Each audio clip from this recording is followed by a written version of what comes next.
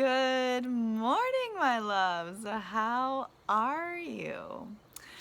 So, it's morning here in Maui. Let's see, it's 7:14. And I woke up with like a bee in my bonnet that I needed to talk to you about because it's something that I've been working on and thinking about.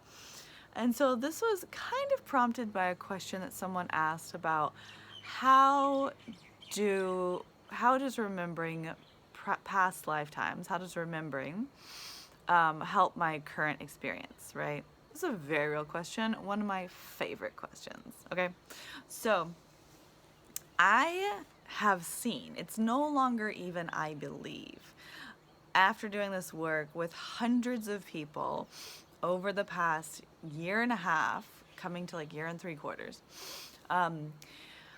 and continuing to walk with people, right? So we have our Remembering Lemuria class, which is the first layer of the school, and then we have Rising Lemuria, and then we go into the Lemurian leadership. We're just finishing our first round of that, and we had this conversation around value um, and really like receiving material abundance for your spiritual gifts. And so there's two parts of this conversation that we're having right now.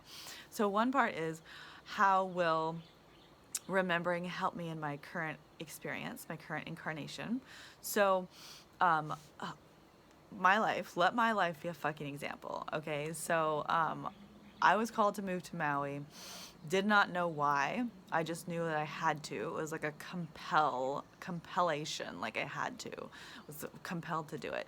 And I ended up, long story short, you can read the whole story on my blog, but I took a journey into the ocean, received a voice activation that shifted my entire energetic and physical being, opened up my ability to sing. I was never a singer. It was the most terrifying thing that I could possibly think of. Like, I was a dancer, right? I could dance in front of anybody, no problem.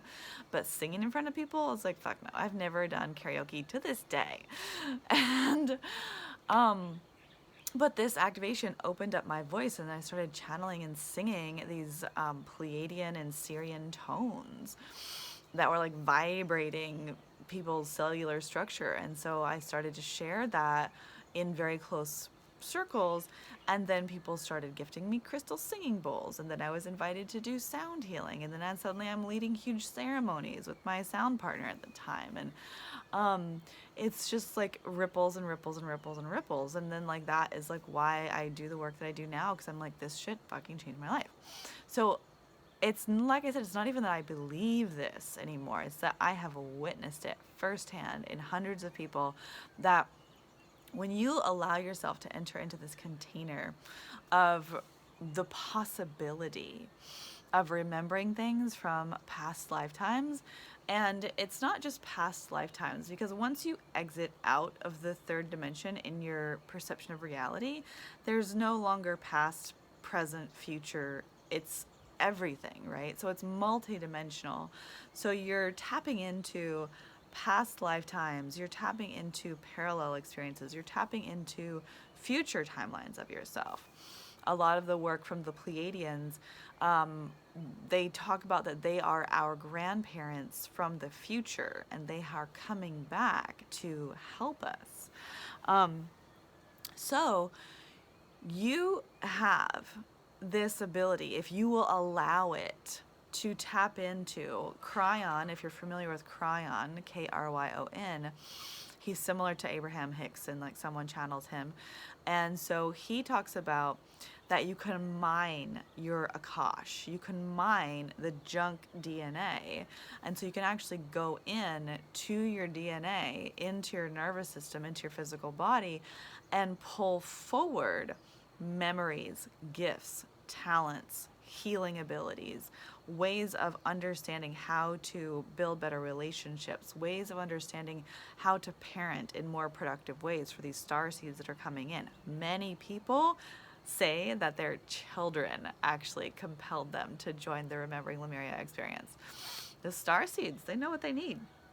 So you have this ability to tap into resources, wisdom, abilities beyond your current life experience.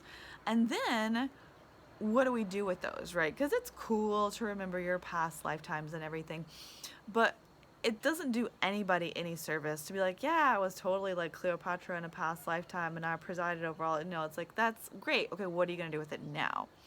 So it's resourcing all that you have been in multidimensional experiences in order to be of greater service now, right? It's like, because I allowed myself, I put myself in the realm of possibility to access past lifetimes that were on this land in Maui. And you don't have to travel to do this. I've seen hundreds of people do it without traveling. But you just put yourself in the field of possibility. Your body is storing all of this within your cells right now. It's literally like sitting here like, hey guys.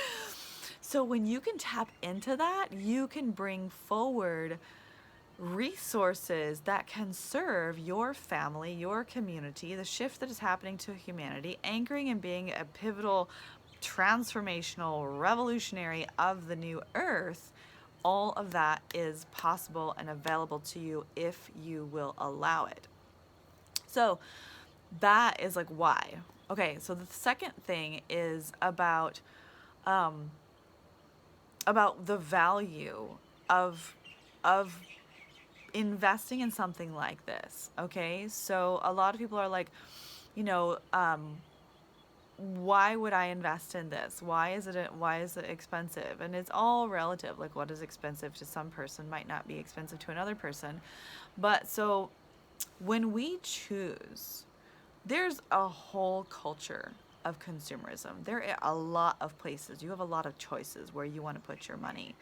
But when we, as spiritual beings, whether you are a healer or you are a reader or you are a spiritual teacher, when we offer our gifts, we we put an option into the ability of buying things for people.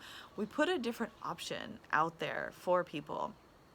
And so they have the choice of, do they want to invest in this designer handbag, or do they want to invest in your services? Do they want to say, oh, I actually value spiritual expansion over material consumption? And so by offering your gifts and services, things that you have remembered and allowed to rise from within you as an option for people to invest in, you are actually causing a glitch in the matrix. You're actually causing a glitch in the culture of control.